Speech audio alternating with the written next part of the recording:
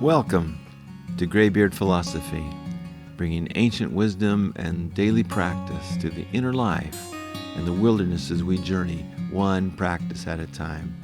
I'm Dr. Brian Winsor, and this is the Trailhead. It's an introduction to the inner life, the wildernesses we journey, and the practices that help us maintain bearing. Every trek has a trailhead, a place to begin, to pause, to study the terrain, check your pack, decide how you intend to walk. This essay is that trailhead. Before we talk about leadership and culture and suffering, discipline, or the modern conditions that wear down the soul, we need to name the terrain, the wildernesses around us and within us, the base camp we carry inside, and the practices that help us maintain bearing when pressure narrows our options. If you squeeze an orange juice comes out. Pressure reveals the contents, but human beings, I've found, are much more complicated than citrus. We can present ourselves well. We can speak carefully, and we can develop polished habits, professional language, and respectable appearances. We can hide disorder behind activity and then call it responsibility. Even so, the principle still holds. Pressure reveals what governs us. That is one of the reasons wilderness matters. When I say wilderness, I don't mean only mountains and deserts and jungles or trails. I mean any place or condition where pressure reduces options and the inner life begins to show itself. Sometimes wilderness is chosen. Sometimes it finds us. Sometimes it's scenic. More often, it looks like fatigue, aches and pains and uncertainty, conflict, disappointment, responsibility, grief, temptation, noise, or the slow pressure of ordinary days. Wilderness tells the truth. And if you're willing to learn from it, it can teach us something for the next trek. Greybeard Philosophy begins with a few convictions that have become impossible for me to unsee.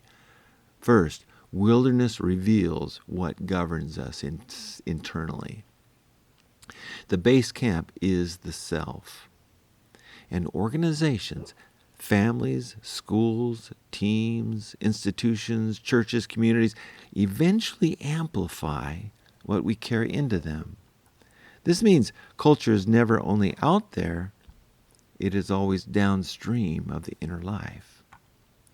That's why Greybeard Philosophy is not mainly a project about leadership technique, productivity, certainly not self-improvement, or inspiration.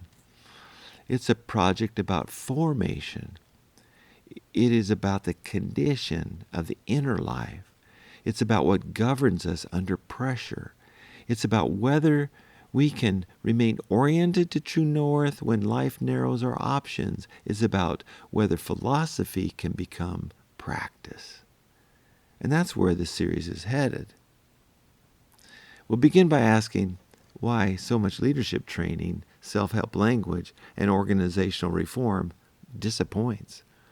Not because tools are useless, but because no system can substitute for character.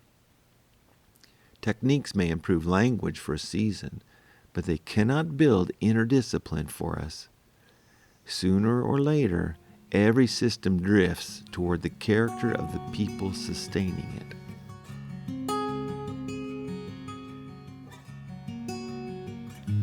From there, we'll turn inward to base camp. We'll explore the first organization, the self. We'll talk about attention, habit, fear, desire, conscience, and the health of the inner life.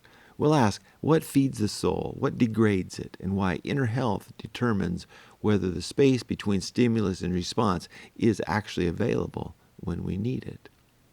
We'll also consult guides, maps, and stars. No one forms themselves alone. We all inherit guidance. Some of it is sound, some of it is not. Along the way, I'll keep returning to voices that have helped me stay oriented. Socrates, Epictetus, Marcus Aurelius, the Buddha through Thich Nhat Hanh, Viktor Frankl, Stephen Covey, and many, many more. Not to sound educated, no, but to stay aligned with principles that hold when conditions change. Then we'll step more fully into wilderness.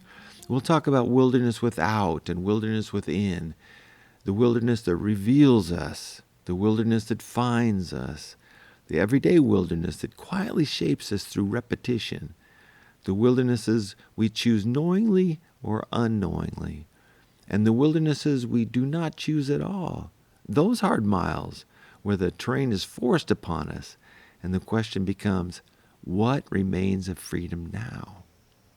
And then we'll take one more step, because wilderness is not only a place, it is also a set of conditions. Modern life has its own weather, its own lures, its own hunger. We'll explore liquid modernity, the unstable weather system of a world that will not hold its shape.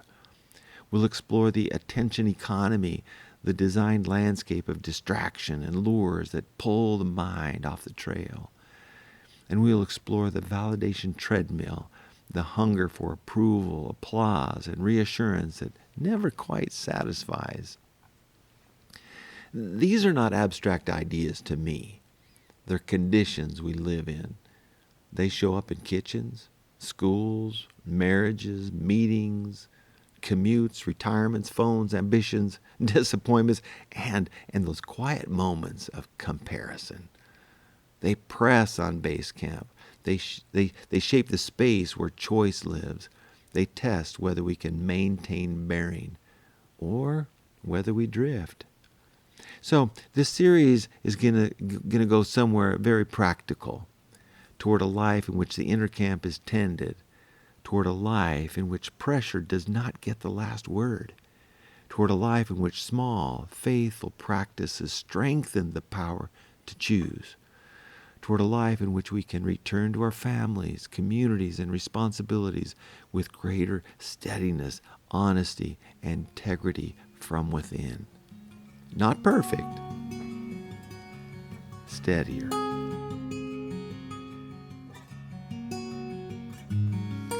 Years ago, while traveling for consulting work, a clerk asked where I was staying.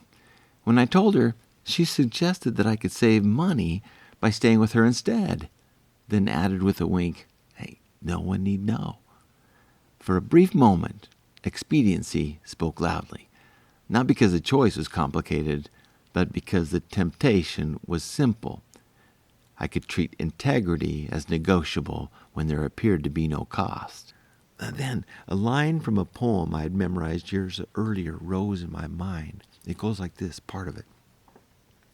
I have to live with myself, and so I want to be fit for myself to know.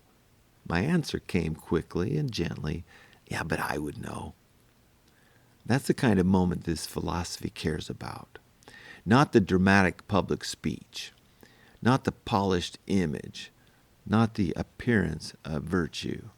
It's the quiet moment, the unobserved choice, that pressure point where what governs you internally becomes visibly externally. Greybeard Philosophy is the slow work of becoming the kind of person who can remain truthful there, within, the kind of person who can return to base camp, the kind of person who can consult the map, the kind of person who can maintain bearing, the kind of person who can take the next step without trading integrity for relief. That kind of life is not built in grand gestures. It's built in daily practice.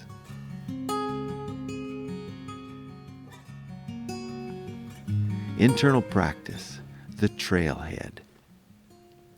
In the next day or two, set aside a few quiet minutes. Don't try to solve your whole life. Just begin at your trailhead. Ask yourself, what pressure in my life is already revealing something about me? Where do I most easily drift from what I know is right? What kind of person do I want to be when pressure narrows my options? Then, write one sentence you can carry into the week.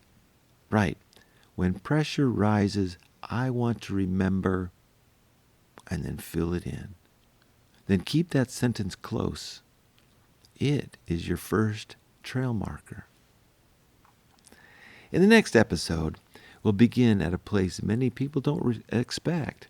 It's why leadership training so often fails. Not because training is useless, but because no system can save us from ourselves.